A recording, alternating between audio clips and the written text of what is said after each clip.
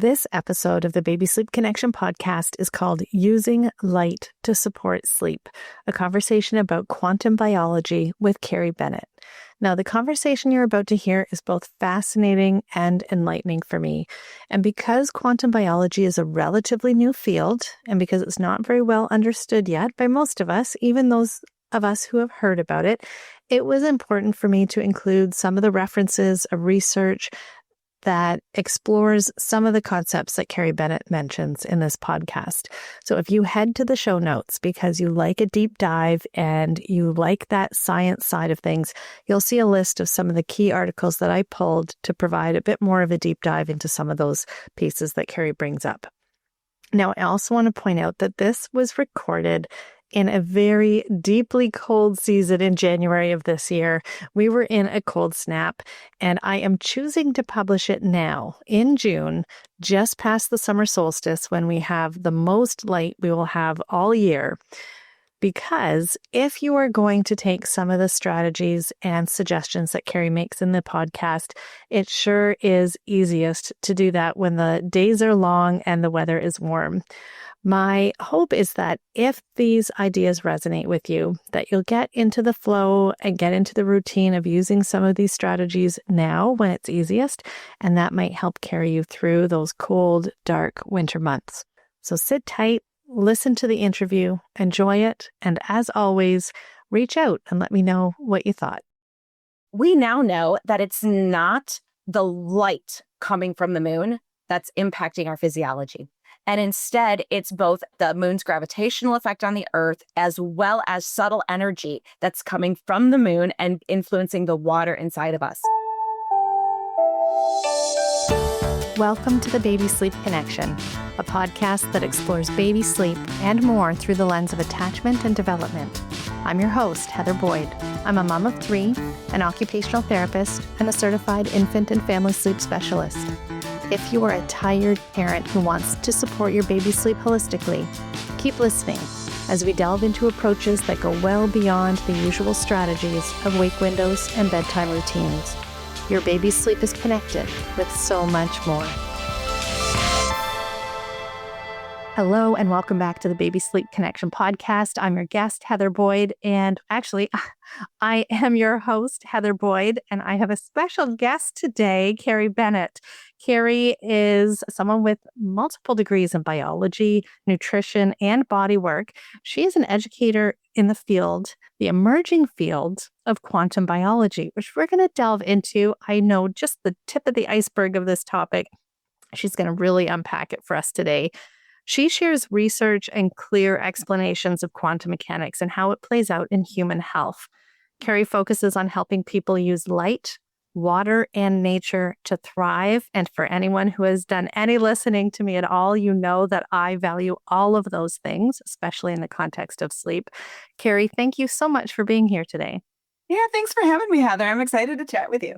Me too. So what did I leave out? What would you like people to know about you before we delve in? Oh, all that is great what you just said. Also, I used to be that depleted mom, right? That couldn't sleep, but I had insomnia, but was fatigued at the same time. My first child wasn't sleeping. So I've been there. And that's kind of what got me into this field in the first place, right? The traditional things that I had tried just weren't moving the needle enough for me. So, right. So how did you discover quantum biology? Well, my oldest, who is now 13 years old, he was a very poor sleeper to start with. And like I said before, I had that combination of insomnia, but chronic fatigue at the same time. And other things as well. My digestion, when you're not sleeping, my digestion went awry. I was in pain, puffy, inflamed. You name it. And so I just knew that my body was asking for something and I wasn't ready to accept, that you're a mom now and this is as good as it gets. And like that can't be good. That's not possible. And so I, as you alluded to, I already had degrees in like traditional biological sciences, clinical nutrition. I also did a segue into more of an Eastern viewpoint of the body and went massage therapy school and traditional Chinese medicine. And none of it moved the needle for me. And so I had this nagging feeling something was off and I was missing something that was so fundamental to human health. And that's when I discovered the words circadian rhythm. And I was shocked that in all of my education, those words never come across my path. And so I started to dive deep into light, and that dive into light took me to water and nature and mitochondria. And I just started to apply a couple of key things when it came to supporting my light environment, understanding how the light influenced the water. And I felt better within 3 days, as opposed to years and years and years of struggling. And now I feel like I'm thriving. No more insomnia, no more fatigue. I feel like my body is reverse aging. I feel younger than I did 13 years ago. And so I'm just now excited to share this with as many people as possible. That's awesome. Because yeah, you're right. There's a certain level of, I'll say, resignation has exhausted mom. That is this as good as it gets? Am I just going to need to survive these early years? And to a certain extent, the pressures on mom, we can't alleviate all the challenges. We know sleep development takes time, and it's helpful to have some of those strategies that are going to be able to support our overall health. Which leads to my next question. Tell me in a nutshell, and I know we could talk for hours on this, what exactly is quantum biology? It's looking at the body at a smaller scale. So quantum refers to kind of like tiny, tiny, tiny. So when I had gone through my traditional studies in undergrad and graduate school, I was looking at the body mostly from a perspective of organ systems and chemicals, biochemistry. And I started to realize that actually all of these chemicals are made up of things like electrons, protons. They absorb light, which are called photons. And we now know enough about how the body operates at that scale to be able to make clinical recommendations to support health from that scale. And I realized that things like light actually informed the biochemistry in my body and not vice versa. And so people have probably gone through this as well. Like, well, I'm trying to implement this supplement regime or this nutrition program, but it didn't move the needle because I wasn't giving my body the baseline information that it needed, which in my instance was definitely improving my light exposures and what I would call the charge in my cellular water. And that's why once I started to do those things, it moved the needle beyond my wildest expectations. Amazing. Well, and light and circadian rhythm comes up a lot in my work with families because it's one of those fundamental pieces that when we understand the impact that light has on our circadian rhythm, on our ability to get up in the morning, our cortisol, our melatonin, light really is fundamental. But with what you're talking about, it's digging way beyond just getting out in the morning light and having a routine of like watching the sunset when you can. Of course, we're filming this in January when the days are really short and the clouds are covering the sky when it's a snowfall. Tell us a little more about how to use light in a way that supports health or circadian rhythm. Well, first and foremost, I think what I was very just unaware of was that light. I never thought about light except to think like, can I see my space around me, or is it too dark for me and I need to flip on more lights? And I started to realize that when light gets broken up through a rainbow or a prism, it has different colors. And those different colors are associated with different wavelengths, it's called. And so I started to dive into, well, gosh, what does each wavelength range do, or can it do for the body? And so that's when I discovered, blue light is not static in nature. It gradually increases in amount intensity until the sun's at the high point in the sky, and then gradually decreases until it disappears and we have a period of darkness, right? So that was the perfect wavelength to tell time. And so I started to realize that my eyes had these blue light sensors in the backs of them. And connecting those blue light sensors was a direct path to the clock in my brain called my suprachiasmatic nucleus. And that literally communicated time to every cell in my body.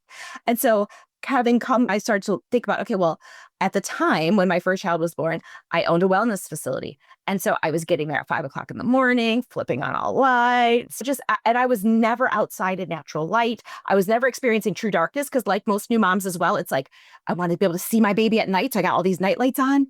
And I'm sure you've covered these things on the podcast before, but I realized, golly, my body has no clue what time of day it is. It doesn't even know if it's day or night. So I couldn't rev up the hormones that would support energy production and focus and concentration in the morning. And I absolutely couldn't rev up the hormones of darkness to help me go to sleep and repair while I am asleep. And so just that simple awareness alone of going outside and checking in with natural light more frequently and then experiencing true darkness at night made a huge difference. But light goes beyond that. And I actually found that, yes, I first focused on signaling circadian rhythm, but then I became aware of a specific wavelength time of day where ultraviolet light appeared. And the only thing I'd ever learned about ultraviolet light was that it was bad for us, right? So like, don't go outside at this time.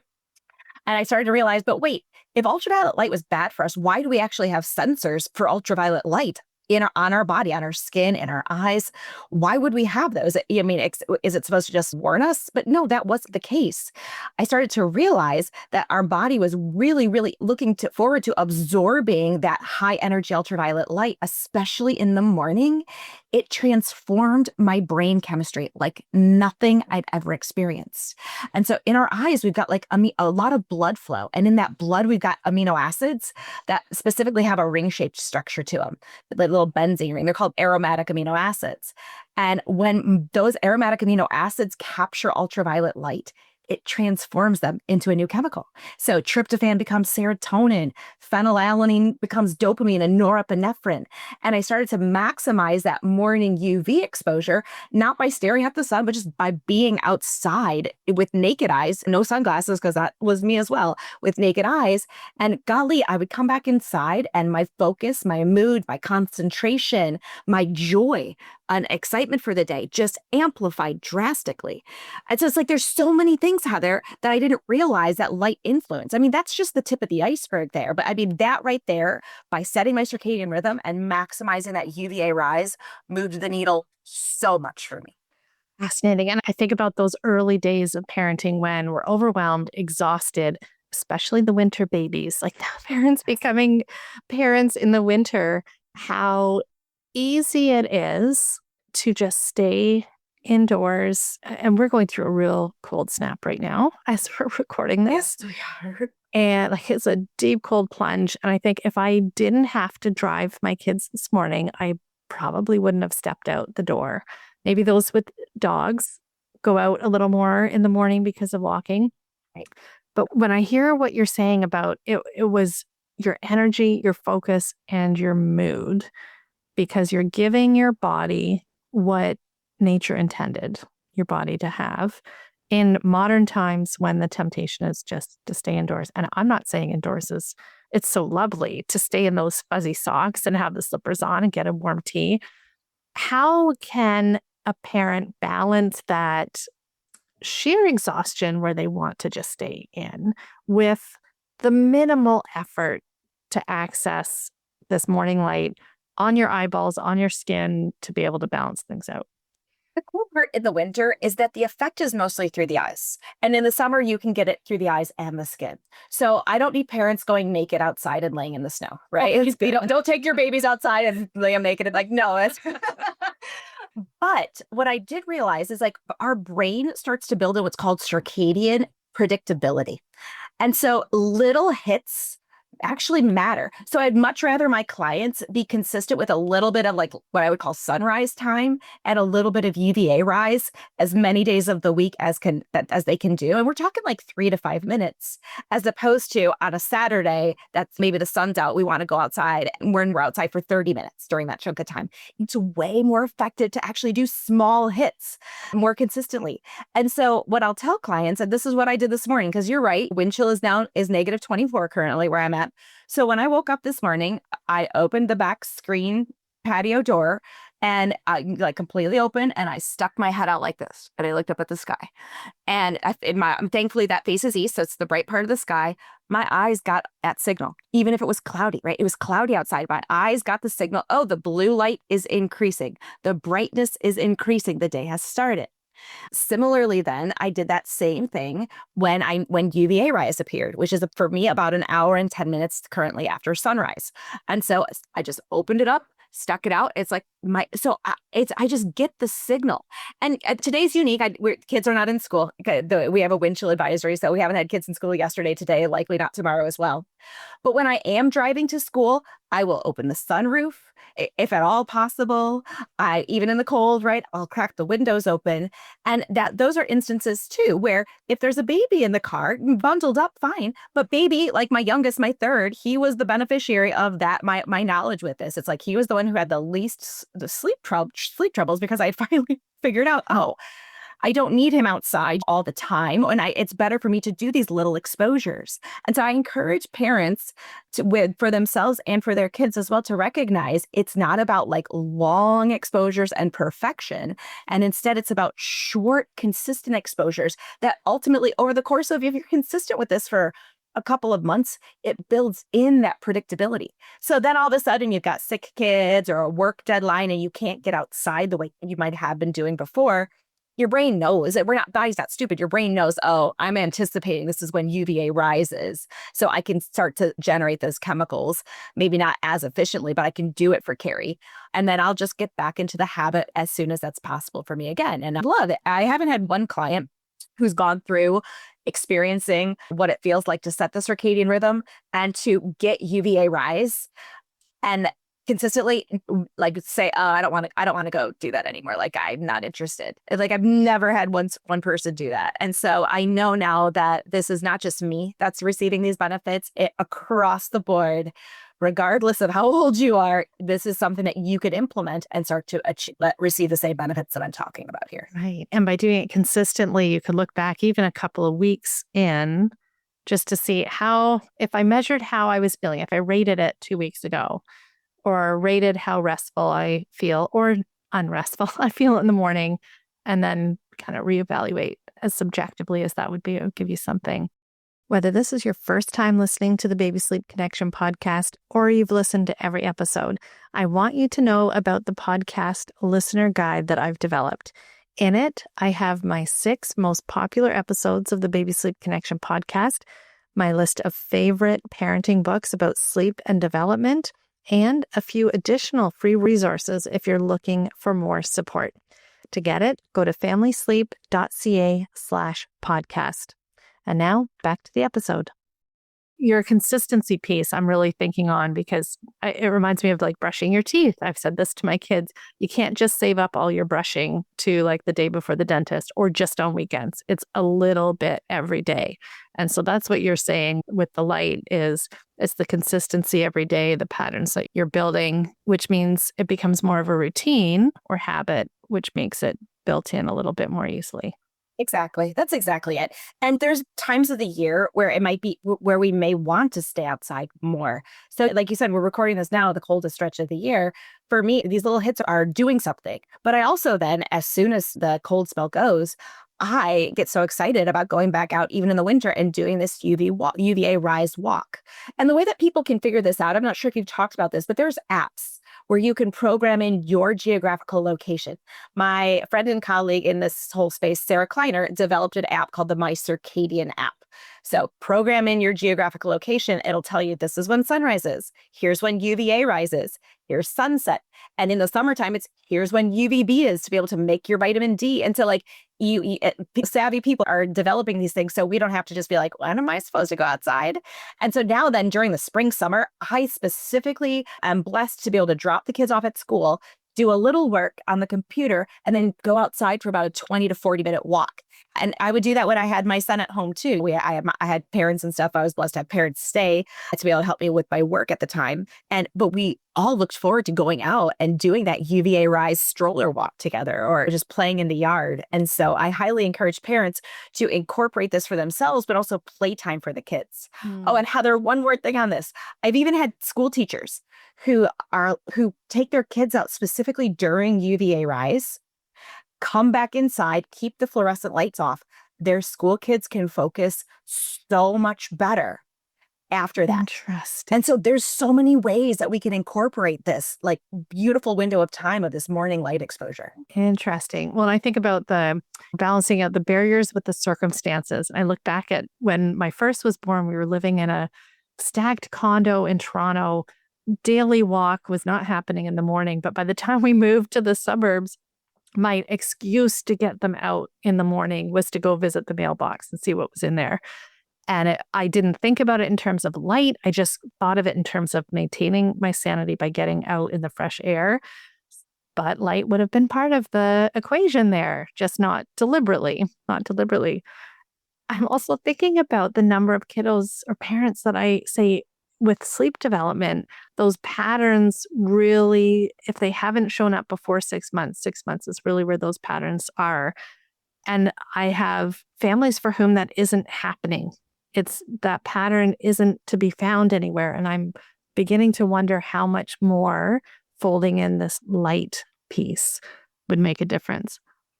Just looking at that, there's this light piece is key for a couple of reasons. Yes, those wavelengths of light kind of signal morning and kicks. So, for example, that UVA rise, when it builds serotonin, that serotonin pool, it helps with bowel movements. Number one, it actually helps the body have a bowel movement. And number two, it ultimately becomes melatonin at night.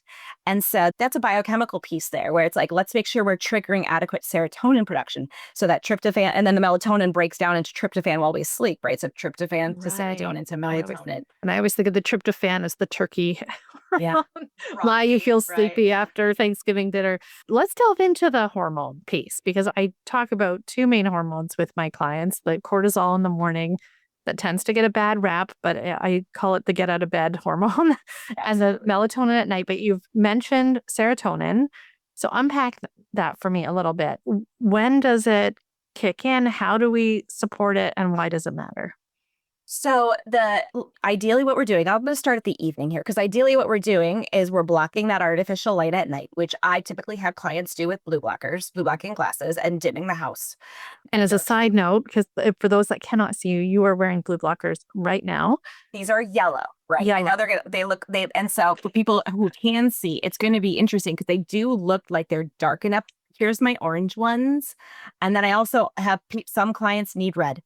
So there's a kind of a variation, but always the orange ones for me in the evening, because the orange prevents the blue wavelengths of light from reaching those sensors in the eyes to communicate that there's still time of day, that's still daylight.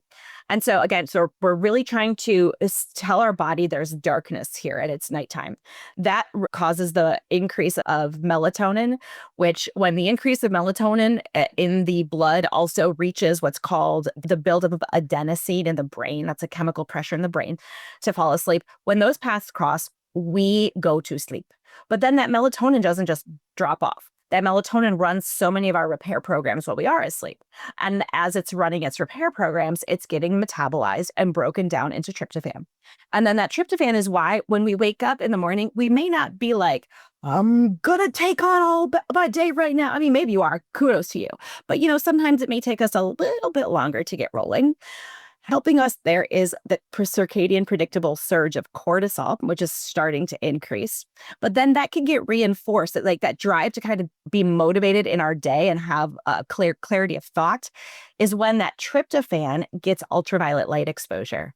And that's at UVA rise. And that's what makes serotonin. So we'll get this happy hour in the morning of cortisol elevating, serotonin being produced. And it's not just serotonin. We get dopamine, we get norepinephrine, right? Those are in a very beautiful blend, we literally feel like we could take on anything. And so that's when that serotonin can, help with that bowel movement, because a lot of it's made in the gut as well in response to that light signal. And then the serotonin that's in the brain can, upon the signal of darkness, get converted into melatonin and start the whole cycle over again.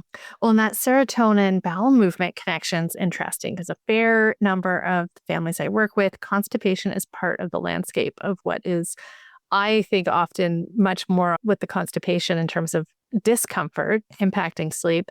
And it's a detox for whatever our body is trying to get rid of. And when that doesn't happen, that's uncomfortable. But now we have this third layer of this light piece actually contributes to healthy bowels. That is fascinating.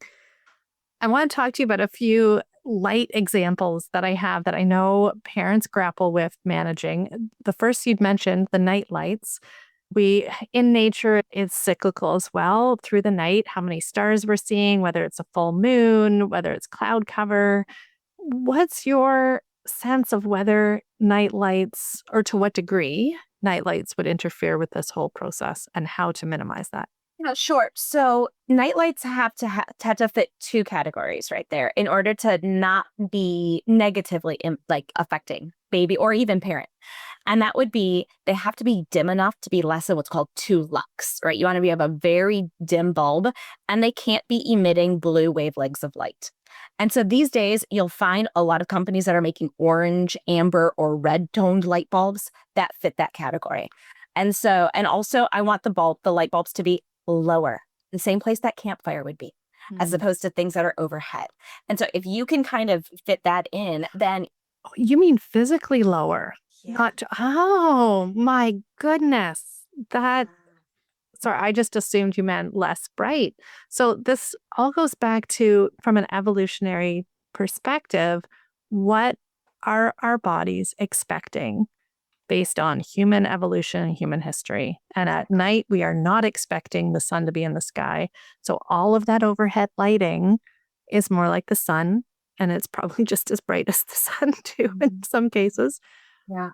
Oh my goodness. Okay, you just blew my mind. If you say nothing else today, Carrie, that is fantastic. Right. Yeah.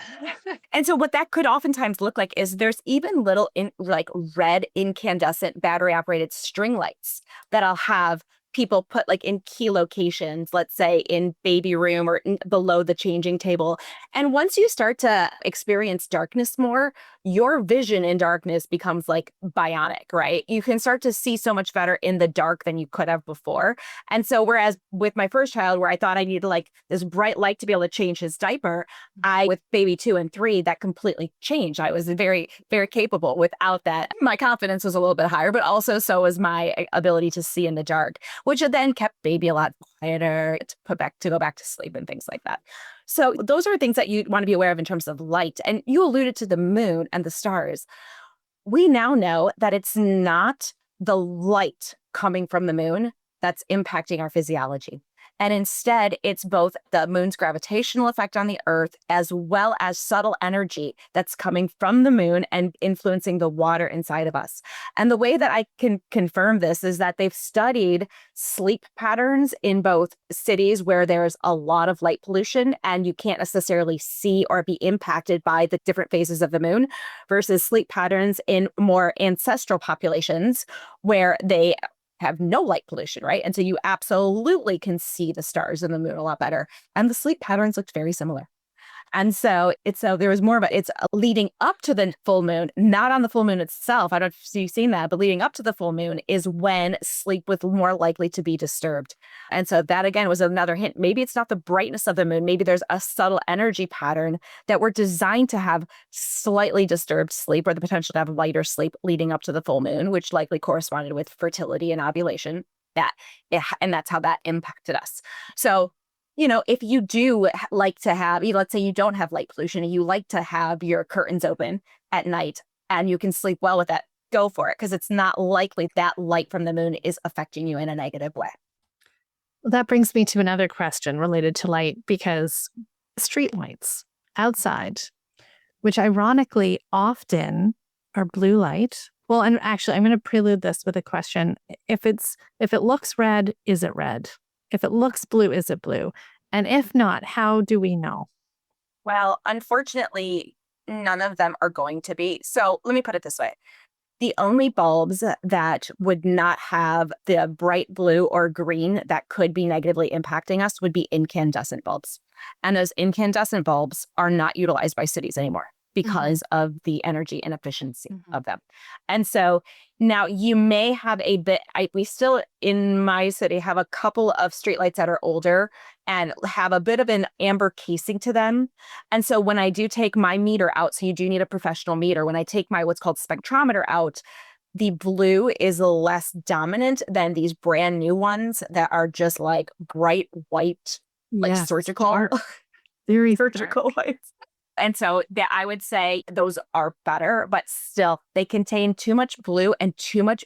If you're sleeping with open curtains in that type of an environment, the lux in your sleep space is going to be way brighter than your body needs to maintain adequate melatonin. And it's not something that we have control over. We can't, well, we could lobby the city, but the closest we could probably get is the casing. Yeah. Well, and I'll add that we had a street lamp right outside our house. We moved a year ago and it was broken. So ours didn't have a light. I was like, this is fine with me. The city can take as long as they want to replace it. Well, they eventually did replace it and it shines directly into one of my kiddos' rooms. And I think, what a shame, because to have those windows open, especially when it means that in the summer that natural light can come in, it's just a battle I'm going to have to accept that I will not win and I can focus on the things I have control over. Well, Okay. Well, and with brightness of lights, I'm thinking also about bathrooms. Bathrooms are intentionally bright because we often want them bright. What kind of hack would there be for managing the brightness in a bathroom that we tend to use right before bed or in the middle of the night?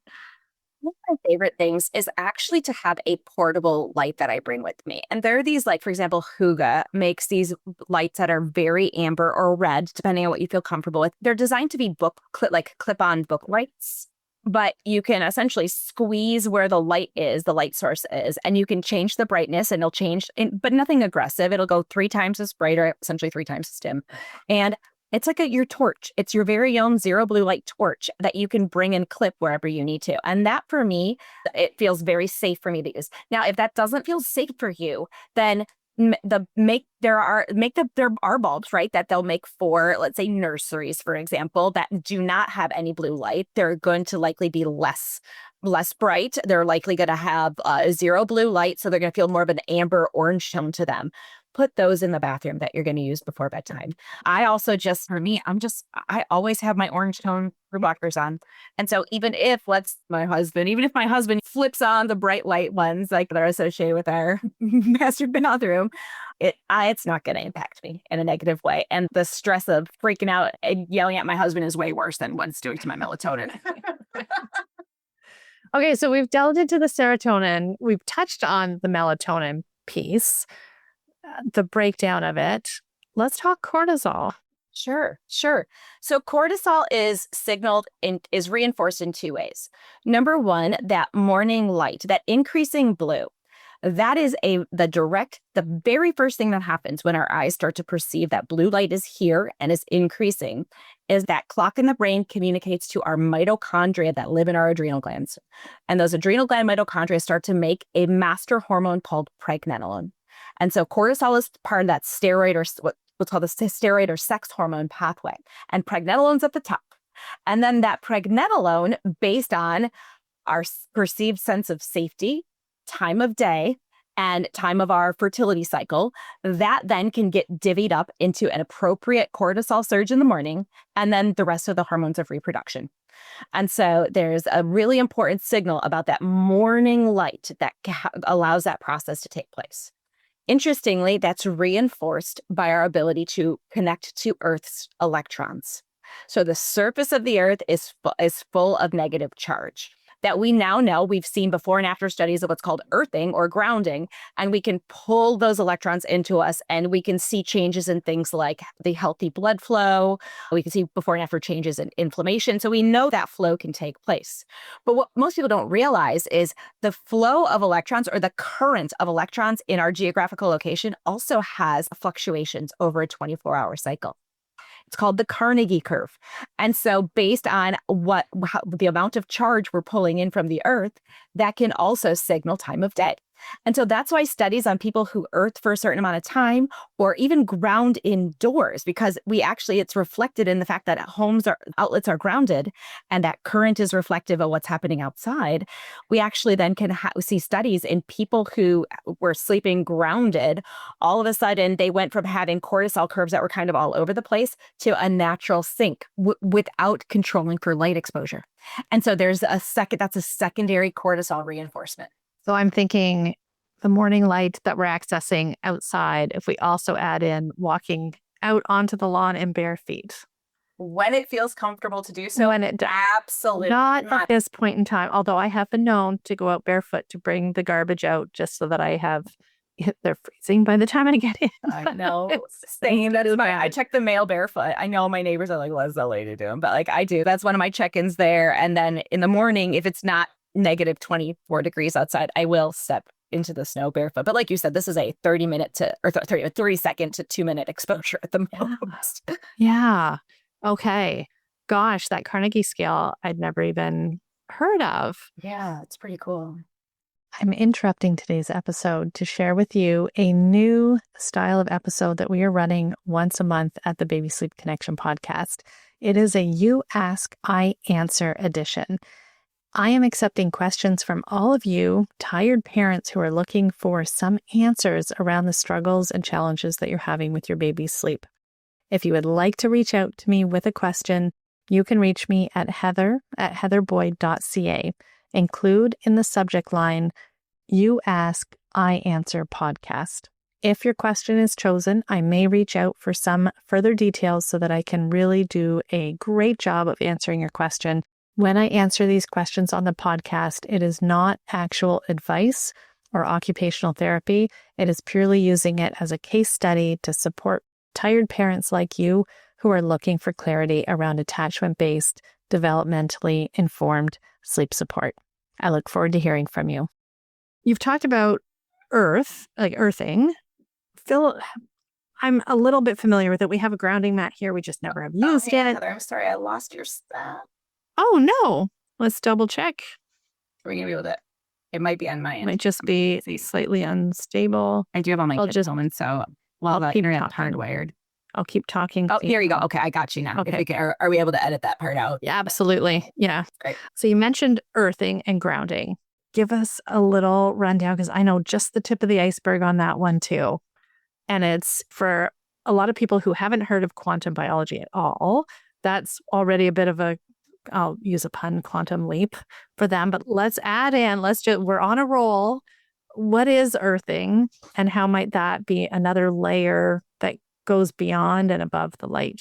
Sure. So earthing, so earth, the surface of the earth maintains what's called a negative charge to it, essentially a source of electrons. And it's maintained because lightning strikes, of which there's hundreds all over the planet, lightning strikes essentially are most likely to strike the sources of the earth that are deficient in this negative charge. So the lightning strikes are going to keep this negative charge or these electron-rich earth surface replenished at all times. And so we can conduct those electrons into our body or pull them in through bare skin. And this is another quantum concept. It's called semiconduction, which is just essentially pulling charge and flowing charge into the body. And we do that through our connective tissue and through the water inside of us. And again, I already said, like, there's before and afters of earthing, like blood. Like, one of the best ways to show this is that this negative charge is coming inside of us is looking at what's called a live blood analysis. And when you do that, what you do is you take a drop of blood and you put it under a microscope slide. And then you can look and see how the red blood cells are organized. And red blood cells, when they're in a very healthy state, they're designed to be separated from other red blood cells. And they do this because around the outside, they create this what's called a halo of negative charge called zeta potential. And so if all of our red blood cells have this negative charge around them, in the same way that two same sides of a magnet can never stick together, they'll always repel. The red blood cells will repel away from each other, which helps to promote healthy blood flow and nutrient delivery to the cells. When you see red blood cells that are depleted of this negative charge, in a live blood analysis, they stack up like pancakes or poker chips, meaning they've completely lost that negative charge. They've returned to neutral and they can all of a sudden just stack up no problem. And so if you take that live blood and you see that stacking, that's called rouleau, that pancake stack of red blood cells, if you see that before earthing, and then after 5 to 10 minutes of earthing, you do another blood analysis, it's completely gone. The zeta potential is completely reestablished because the charge of the earth has flowed through the body to the red blood cells to help to reestablish that halo of charge. And that's one of the things that we have to recognize is that charge is the currency of the body for health around the red blood cells, deep inside of our cells even, is maintaining an electrical charge. It's like an animating life force. And if we don't have that, all of a sudden we are no longer living if we're depleted of that charge. And so how beautiful is it that we've been given many ways through nature to interact with that charge, and just bare feet or bare skin on the surface of the earth is just one of those ways, but it's a very important way to be able to pull that in and replenish where that charge is depleted. Right. So bare feet, light on the eyeballs and the skin, although it doesn't have to be long. I've lost my train of thought, but I will get it back. Oh, it was about light, of course. Hmm. Okay, we've already talked about how you can't tell what kind of wavelength is coming from light based on the color. What about salt lamps? They have such a beautiful hue. I always assume it must be red light wavelength. Is that the case? It's very hard to find salt lamps that are negatively impactful, because the bulbs that are inside them, I mean, you usually have this like brick of salt and then a tiny little bulb. And actually, they still sell incandescent bulbs in salt lamps because it does help to allow the salt to essentially create that release. And so if you can find a salt lamp with an incandescent bulb, it's beautiful. If you do have a little LED inside that salt lamp, it's typically so covered by the salt and it's so tiny that it's not going to be negatively impactful. I see. Okay. That's good. That's some good news. That's some good news, Carrie. So my 15-year-old can continue to use this salt. Yes. Yeah. Good. I know you talk a lot about water as one of the key components. I would love to talk to you about that, but I am hopeful that we can connect on another podcast to delve into the water side. This can be the light episode, because we would need another hour, I think, to talk just about water and zeta potential and all that whole aspect. When it comes to light, is there anything that I haven't asked you that you wish more people knew or understood about light? Yeah, this is, I think, a shocker to some people. And this is going to be interesting because people have heard melatonin, but light on the skin, specifically what's called near infrared, of which sunlight always contains at least 40% of its spectrum in the infrared spectrum. So there's a lot of near infrared in natural light, not just sunlight, but natural light. That near infrared, when it strikes our skin, but doesn't even have to be, we can actually even be outside. And I'll tell people something that's going to be mind blowing, especially I think if this episode's out in the summer, this is going to be very helpful. But that near infrared light causes our cells inside of our body to make melatonin. And so the vast majority of the melatonin that we make is not the nighttime melatonin from our pineal gland. That's 5%. 95% is melatonin that's made inside of our cells. And that melatonin acts as a potent antioxidant to clean up natural metabolic damage all day long. And we need that near infrared light exposure to maximize that. And so that when we do go to sleep and run repair programs with that pineal melatonin, when we are asleep, there's less cleanup that needs to happen.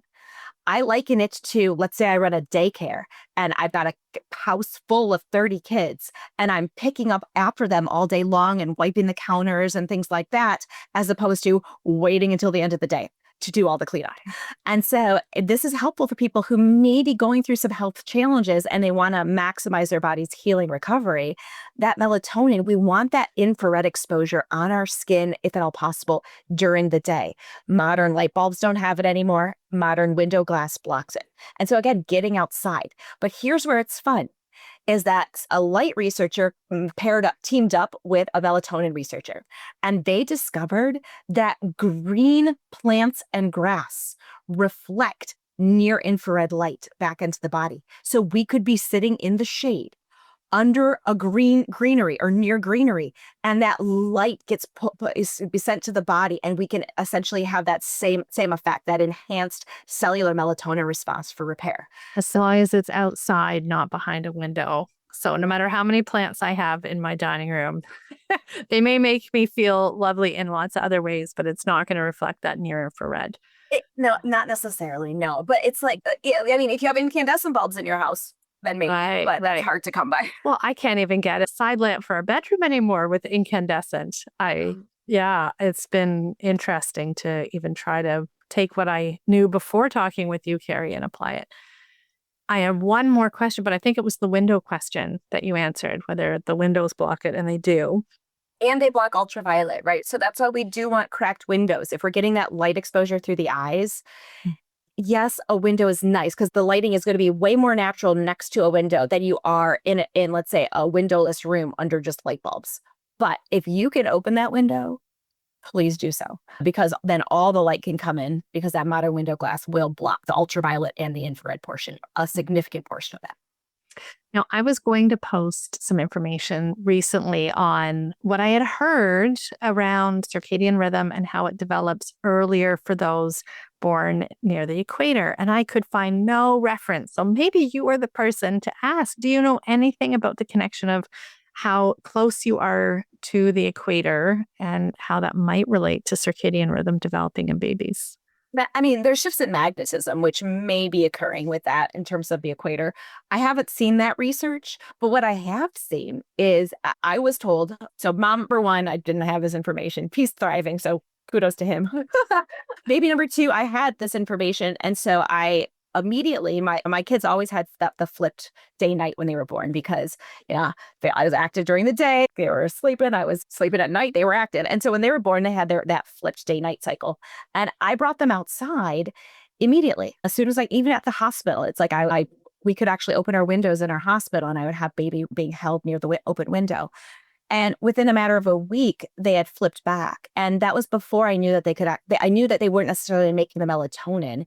They were actually just getting the correct brightness stimulation and the correct, essentially turning off the pineal gland, because that type of light exposure with that amount of changing blue light was turning off the pineal gland, so that they could start to then, upon darkness, make melatonin. I mean, so I realized at that instance where with my first child, I had heard that, if they've got garbage sleep, it won't necessarily change. But I've seen time and time again with my children, and then friends' children and clients' children. It's like, you can support it even if they're not physically making melatonin. There is something very important about that morning light and that darkness that their body can still sync up to. Right. Because, we know that they're not making their own melatonin until 3-4 months. And it's like barely even measurable at that point. So that is okay. Clients who are listening, you know that I'm going to start folding in more stuff about light. So if people want to find out more about you, where can they find you, Carrie? Sure. So my hub is Carrie B Wellness, both carriebwellness.com on Instagram. I'm sorry, as my website, Carrie B Wellness on Instagram and Carrie B Wellness on YouTube. And so those are great places to check out. I always try to upload a couple of videos each week on YouTube. I try to do multiple posts a week on Instagram to just trickle in this information for people. And then the website is where you can find more information on my courses if you are looking to support your own healing, or if you're a practitioner looking to implement this in clinical practice. Lovely. Well, Carrie, it's been a pleasure. You blew my mind a few times today, and I thought I was on the not leading edge of light, but I felt that I knew a little more than obviously I did. So I am grateful for all that you shared today. And I'll include all those connections in the show notes so people can find you. And I hope to have you on again. We can talk water next time. That'd be so much fun. Yeah, light is the great foundation for talking about water. So I'd love to do that, Heather. Thank you for having me. Well, take care. Bye for now.